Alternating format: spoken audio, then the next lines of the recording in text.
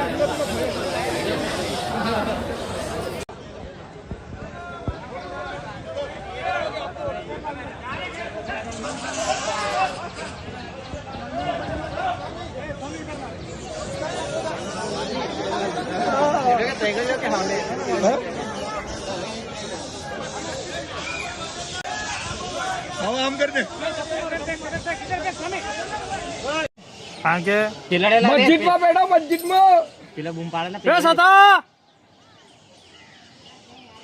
13